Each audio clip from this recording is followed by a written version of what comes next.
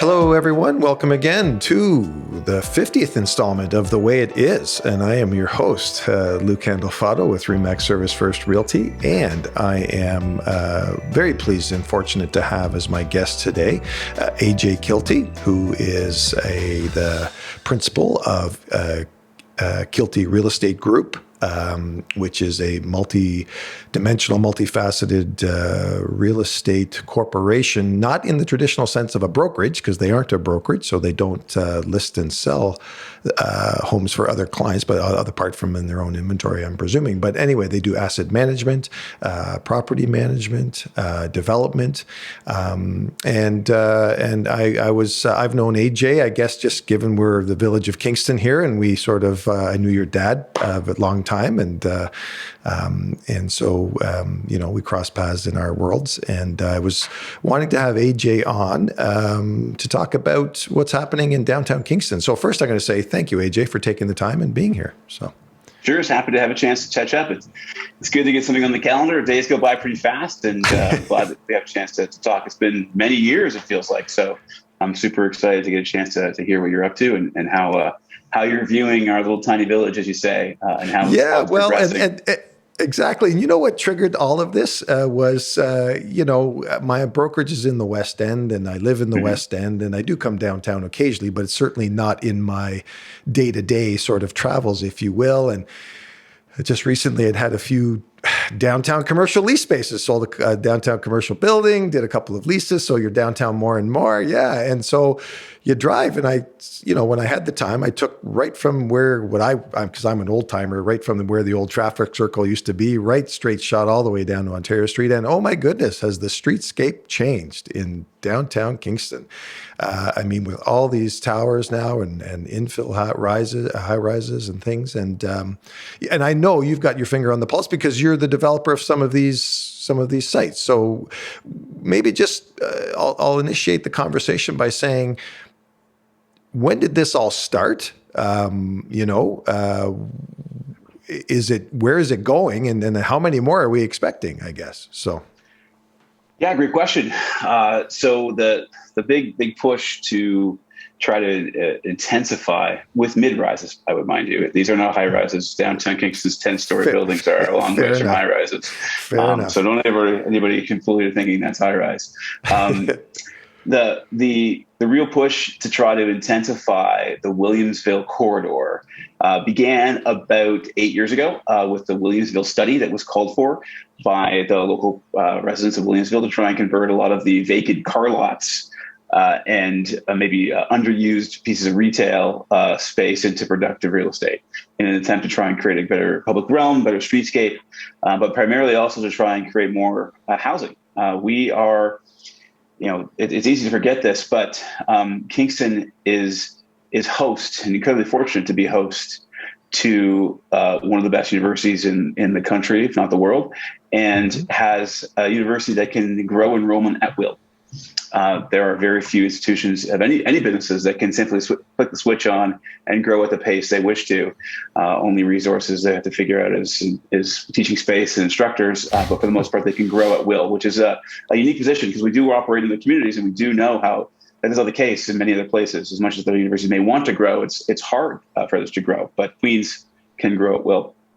And so with that comes a natural need to increase undergraduate enrollment on a steady clip in order to keep up with inflation. Just the cost of keeping the lights on, keeping payroll in check, and making sure everyone gets paid. Legitimately, one of the things that they are most able to do is to grow undergraduate enrollment. So when you put a new residence bedroom on campus in first year, that allows you to invite one new person into the student body in their first year. And then that creates a need if they're staying for 4 years, and Queens is the highest graduation rate of any university in the country. That means there are 3 off-campus beds required in year second, third, and fourth. So one new space creates a need for 3 times as many spaces over the course of a 4-year period. So as Queen's University continues to add, unfortunately, we're still lucky to have added more residence spots for their first-year students. That creates a ripple effect where you've seen for many decades single-family homes in the downtown core be highest and best use no longer to single families, but instead rented to students who are visiting the university district. And they rent primarily the reason why they rent is because it's so hard to rely on the transit. If you miss a bus, it takes a long time to get there. Bike is very hard in February. So there's no parking on campus. You're not even allowed to park unless you're a faculty or have an accommodation. So pedestrian to campus will always win because all of those things are challenged in the city compared to other places. So what you have scenarios where investors will continue to buy single-family homes and lease them out to the highest and best use they can get, which is typically to a student who's, by the way, is usually backed by a parent, 80% of which are from the GTA, usually two incomes, and they've been saving their entire life in order to send this most precious thing, their child, off to the best thing they can think of to increase their chances in life, and that is to university. So what happens is that you have an amazing residence program. You see lots of people come together, amazing way to bind people together, great spirit, much different than other universities. Quite frankly, TWII is one of the best for getting people together. They come out of university as a group, usually in November, October right now, actually looking for housing and renting because they don't want to buy because they are short term.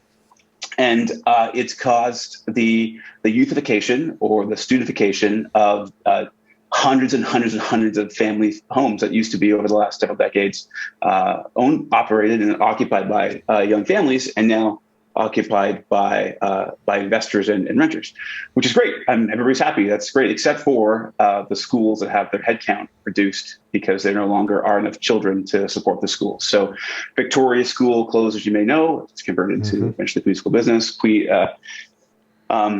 Winston Churchill has seen a reduction of their headcount. There's no longer a grade 7 or 8 class there at all. It's just ends to grade 6, similar to Rideau as well. So essentially, as more and more enrollment happens on campus, and without this enough housing built for it, the natural effect is for investors to acquire properties to rent them out to students, which has been going on for decades.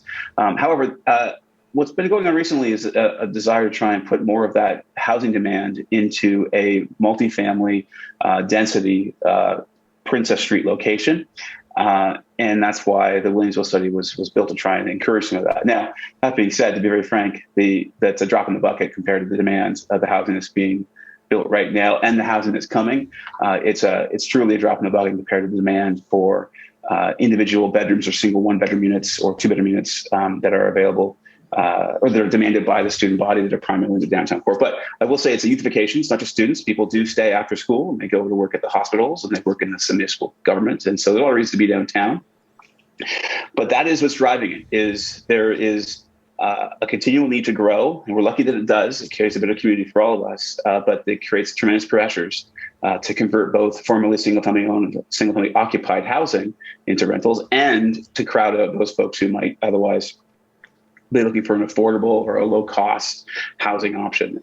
Because the frank reality is the customer that we've attracted to this community, students and their parents who've been saving for 18 years, they have a gigantic amount of money compared to the locals who are here. And they get what they want. They want to be close to campus and they want to walk, and they get it because they can pay for it. So that is primarily, I think, what's been driving this recent development push. We've got 5 buildings in the mix right now, and we're trying to do more, of course, because we're leasing buildings without parking. We're doing parking leases after the fact, and having not parking included residential leases is not an issue. We are 100% leased in everything that we get up to, and we do parking afterwards. So there's a real urban feeling coming, hopefully, to these areas. It's still very tiny, but that's what you're seeing. That's what you're seeing. And I guess, which is, and it's fantastic because, I dare say there was a time there when that Williamsville section of Kingston was certainly depressed, I would say, from obviously a valuation perspective. And obviously that's gone up as partly because of just market conditions, but obviously because of what you just described. That being said, a couple of questions then flow from that. One is, how much of this development is local, like yourselves? I mean, I do know some of the operators or players in that sphere, and how much is out of town development? Do you think? So, what I think is more the interesting question is regardless of who the developers are, is what is the percentage of condo versus rental? That probably is a more tactful or useful thing to understand, because there are very different dynamics in design, construction, depending on what that is. So for the most part, this is not easy. Like we are fortunate to have Homestead Land Holdings as our very senior and experienced leader to follow. They don't touch this stuff. This is like really hard to do. In fact, they just getting their approvals for their downtown buildings.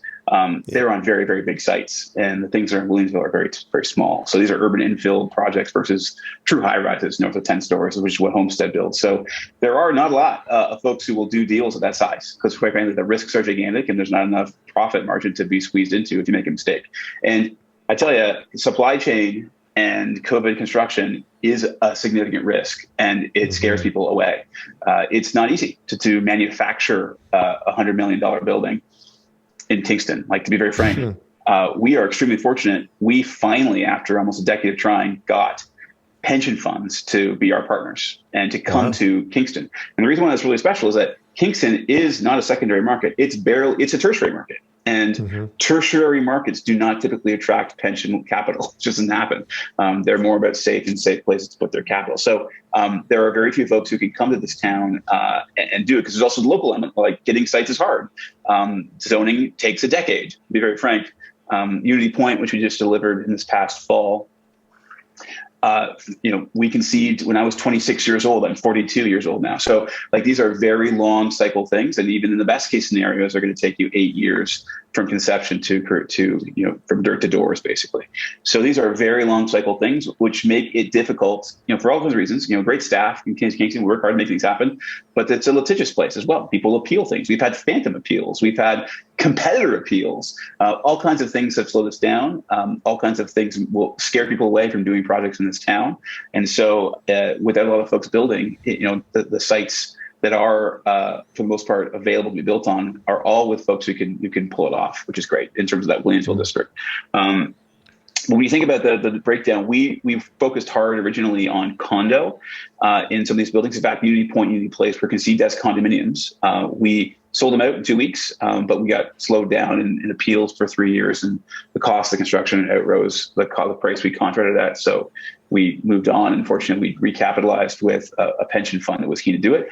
And so that's a rental building now. Other places up the street, which you may have seen, Sage is being developed by our friends from Waterloo. And Innate Developments has, very publicly gone through an absolute blistering experience trying to get their building constructed on Lower Princess Street.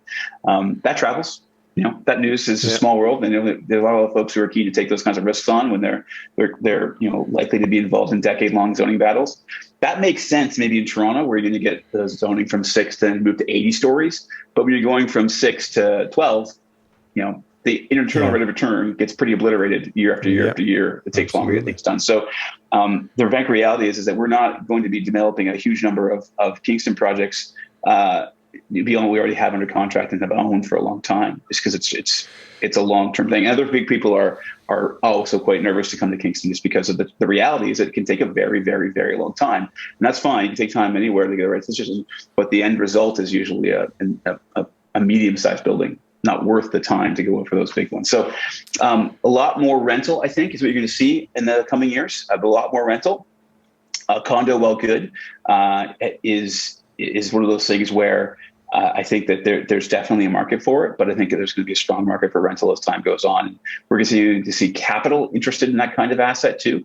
Quite frankly, the reason why condo is usually very popular is because it's a cash efficient way to develop. You can use deposits to satisfy the bank that you have enough backing to be able to go and create a building. Whereas in a rental building, you need cash, you need actual balance sheet strength in order to get the construction loan. So it was harder to do that kind of work, but pre-interest from pension funds and insurance companies and family offices.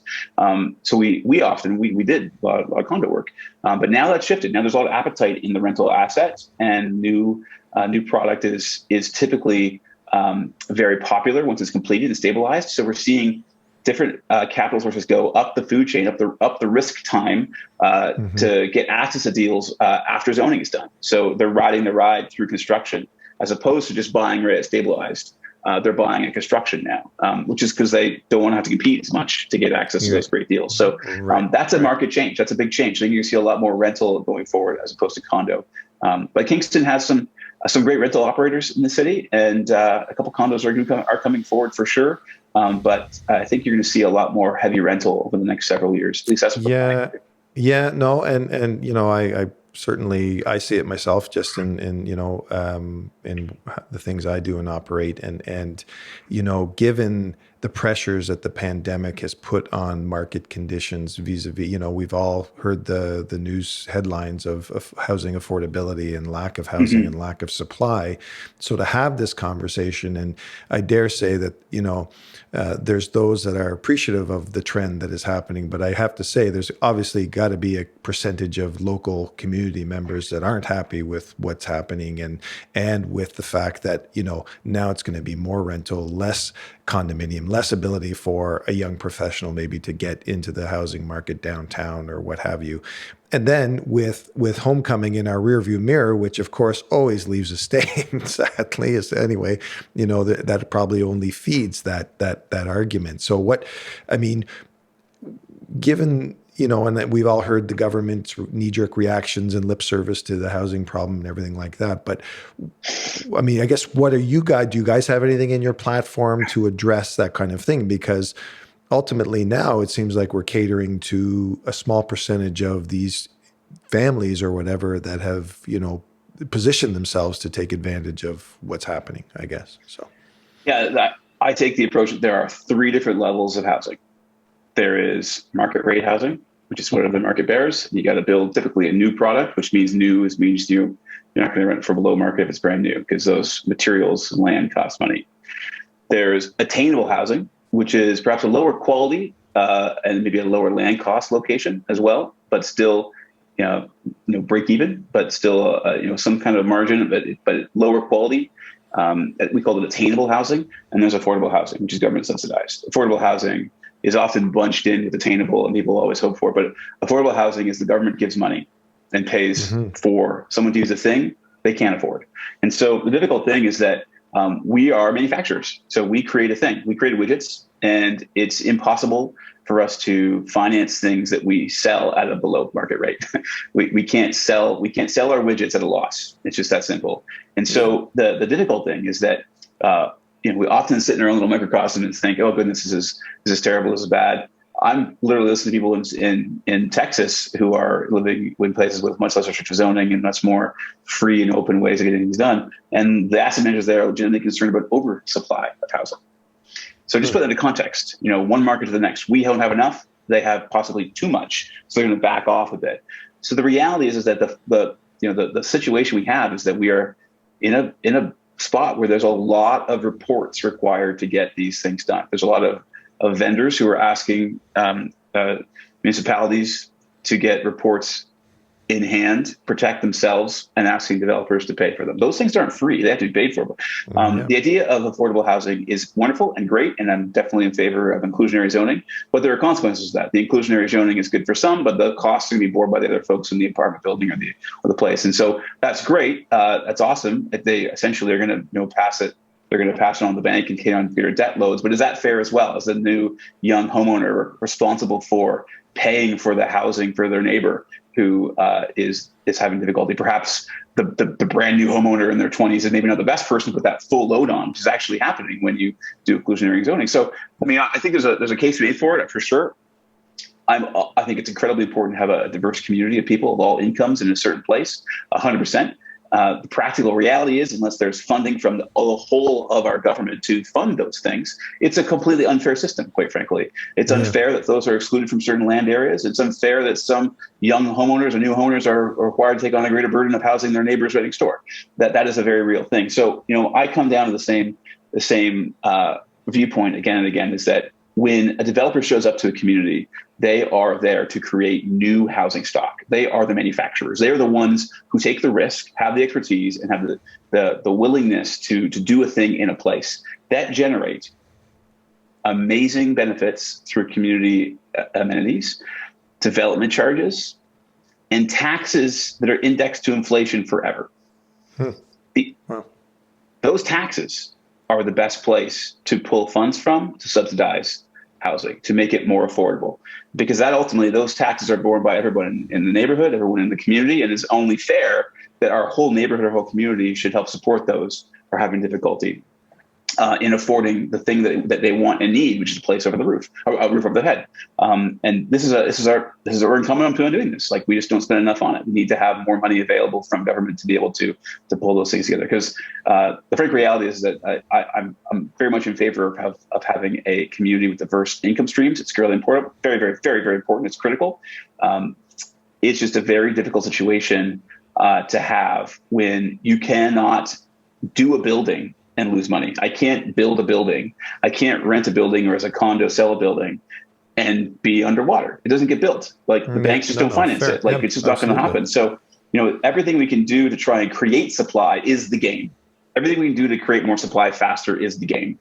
And when we can create more supply faster, a lot of things start to get a lot easier. It's just that simple. We just have more supply, more competition, and ultimately we all succeed.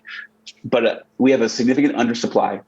And that is what's causing scenarios where folks are having difficulty having the ability to afford the current price of housing. Yeah, no, fair enough.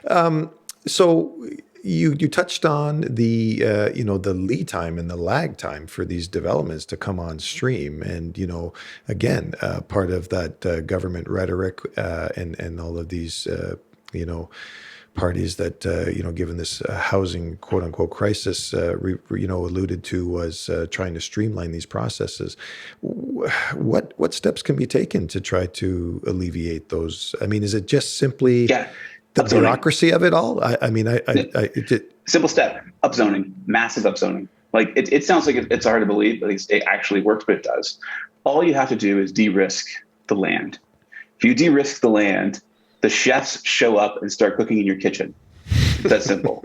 And so, give you an example. In a place like Waterloo, where they had not one but two universities that were growing at a good clip, they were seeing the single-family homes being converted into investment properties. And their situation, they're like literally like bungalows. And so they've got like cars in the front lawn, terrible maintenance issues. And they were crowding out families from the schools. In fact, they were in the same situation that downtown core was a little while ago in Kingston, but the difference is they saved their KCVI. And the reason why they were able to do those type of things is because they had young families living still close. How did they get that happen? They massively upzoned an area called Northdale. So as of right, overnight, there was 20-story zoning on land that was previously 2.5 stories. As of right, overnight. So when you upzone a piece of land, you're basically putting a flag in the earth and saying, hey, we want you to build stuff here. We want humans to live here so they don't have to live over there. And so what happened is they sucked in, when those things were built, lots of capital, lots of developers, and they built, I had a great slide I can show you later that got 15 cranes in the air over the course of 6 months. It was crazy. And the rent, because of the oversupply, went down. Right.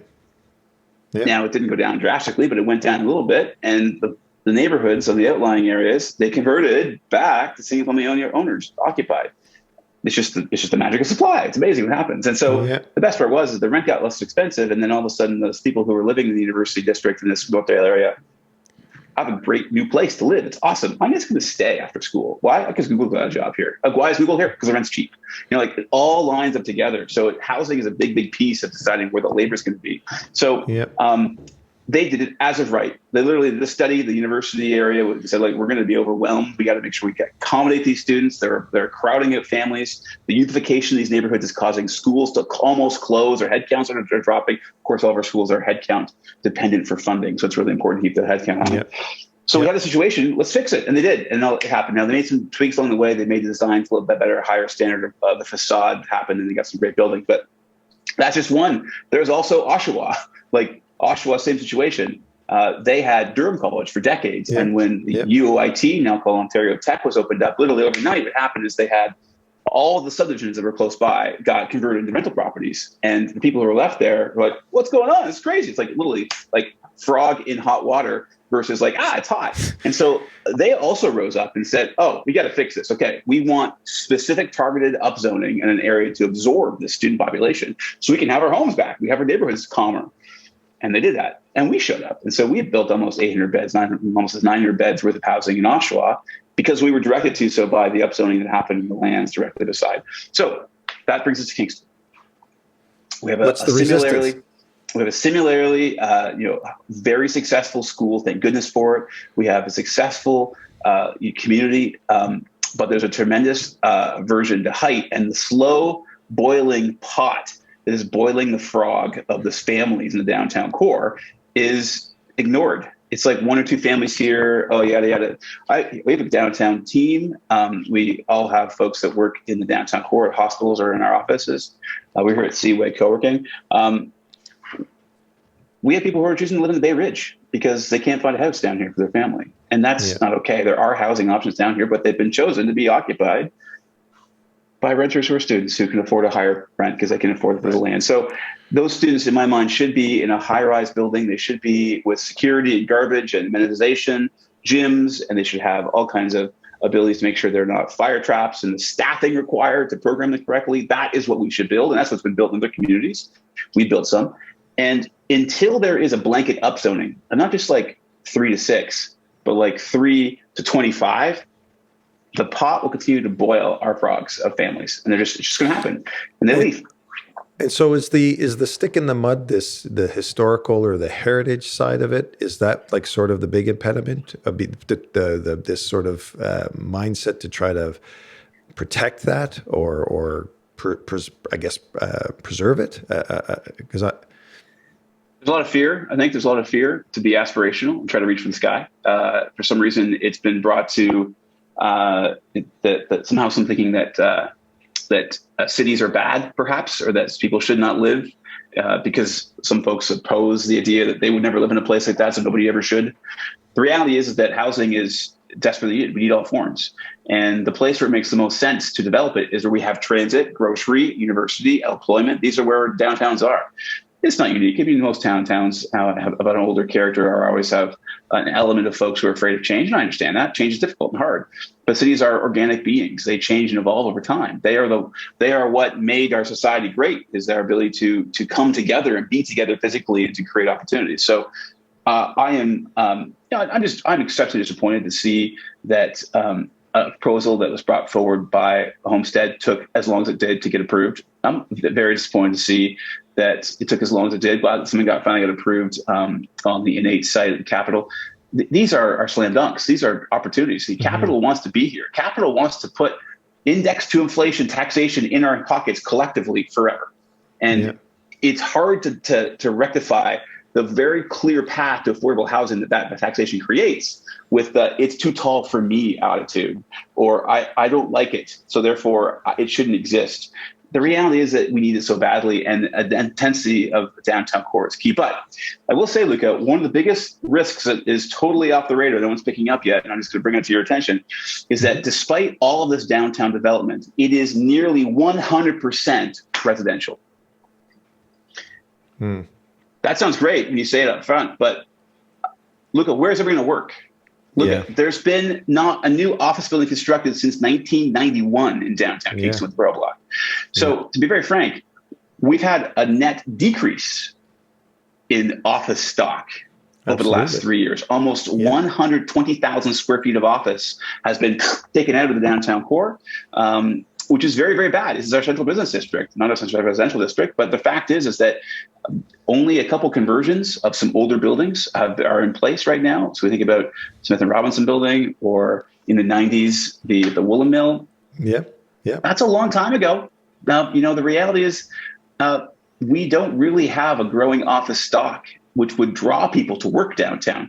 And here's the crazy part. And I hate to get a little bit of a rant here, but if we have a limited amount of space, limited amount of allowance to go up, that I understand that there's always going to be this fear that or wish that we could be like Paris and everything had to be 5 stories. Well, Paris burned down, so they built that. We have existing properties in place. If we do not have places to work in our downtown core gets boring. But moreover, if we only put residential up and put no office, we are throttling the economic success of our community down to 25% of what it could be. And here's the reason why. You can put 4 times more person per square foot in office, wallets, lunch, breakfast, dinner, than you do in res per square foot. You get way more humans in office than you do in res. And so if we only have so much square footage available to go up, and we're putting just res and we're not putting any office, you can see where it goes. Our downtown core suffers. Our retailers, our restaurants are not able to be as successful as they could be because basically we've decided to throttle the downtown central business district by putting residential 100% in our business district. But is our infrastructure even ready for that, though? I mean, look at how limited. I mean, and we've only just seen, and this has happened just over the last decade, Brock Street become the new sort of an ulterior artery, commercial artery. You know what I'm saying? Because if you were off Princess Street, it wasn't happening. You know what I'm saying? And even to this day, it's still, storefronts primarily that get attention are on Princess Street versus Brock Street and what have you. So there's still that. And so, I've been a proponent of pedestrian traffic only from a certain part downtown. I mean, people would probably want to shoot me nasty emails for saying that out loud, but I liken it to Spark Street in Ottawa, where to your point, if we're going to build that kind of infrastructure or that kind of building and develop, that's where we need people to so that they can commute or they can be down there and go to when they're in their office tower, go to a restaurant or go grab lunch or go to and bring those vendors in. I don't disagree with you. They don't have a chance to be successful. We're only putting 25% of the humans that could be in those areas above their stores. Yeah. If we only put res, and that's all we're doing, we're only putting res, a very small smattering of office, we are under throttling our community in a dramatic way. Here's the tough part, though, is that the difficult thing of it all is that res is so much easier to build than office. Here's the reason why. If you're going to build a residential building, you are absolutely able to get development financing from most banks with the premise that, yes, 3 months before or 3 months after you finish the building, you will lease it up to 100%. Here is your $80 million of construction financing. Go have at it. Go build yourself a great building. And we'll look forward to take it financing when it's done and stabilized. Yeah. Try doing that if the same exact build form is office. And instead you say, no, I want to build an $80 million office building. Oh, okay, great. So I need to see at least 80% of the building pre-leased for 3 years from today before I give you a penny to build that office building. Good luck. It's just not going to happen. And if it did, you still also have to pre-lease that thing at rental rates that are $12 right now, $45 a square foot. So you got a pretty big gap to go between the markets. So it's not going to organically happen. It's not going to happen. It's just impossible. The rental rates never hit there. And there's no way there, and then you get companies that are big enough to go and pre-lease something at that kind of level. So the challenge we have is how do we take the successful residential builds and how do we sprinkle in or encourage the creation of office square footage to piggyback on the easy stuff? And that is my big push right now is how does our downtown core, how do we make sure we protect its central business status by ensuring that there's spec office that's constructed at a timeline that's more appropriate? Because the reality is office is moving faster than ever before. People are moving quicker. I'm working in a co-working space. We built this co-working space. People have better timelines than these two. The old 5-year, 10-year deals are kind of going way. So it's hard to build brand new office in this tertiary city. Remember, not Kingston, not Toronto, in a tertiary city unless we have that inventory available. So my big push, my big theme recently is just trying to call upon folks to understand that if we don't incentivize office as a bonus or a density, a premium on top of residential buildings, use that to leverage to get the office, then we'll continue to be a downtown subdivision. Yes, it's densified, but it's only going to be 25% of what it could be because we don't have anybody working down here. Wow. And that's, that's an awesome point. And I'm so glad you brought that to the fore because it was, I see it just from my own experiences. I knew that was happening. I mean, in fact, there was several downtown landlords that have converted their office to residential, right? Because they couldn't fill them and it was more lucrative to make them residential in terms of an annual rental. You can get $45 from res. Absolutely. Now, do you know that have you recognized the theme of what these spaces that were office that converted to res? Do you know what they all didn't have? No. Well, parking spaces. Yeah. Yeah. So that is the interesting hook about this whole thing is that to be successful in Kingston, unfortunately, it's a parking town. We do need parking as much as it pains me to say it, but we don't need it for res. We need it for office. That's the tough part. So the very high parking standard is definitely overkill for res that we have, and it's coming down. It's great. It's awesome.